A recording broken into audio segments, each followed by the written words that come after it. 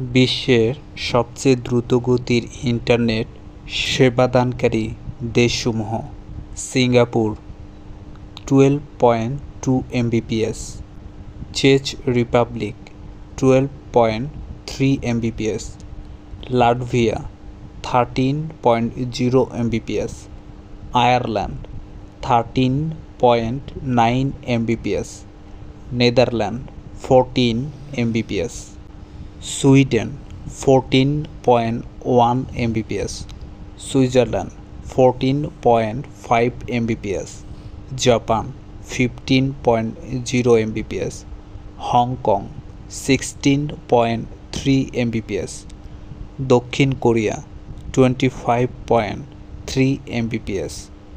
আর পৃথিবীর সবথেকে বেশি স্পিড হলো নাসার সদর দপ্তরে 99 Gbps।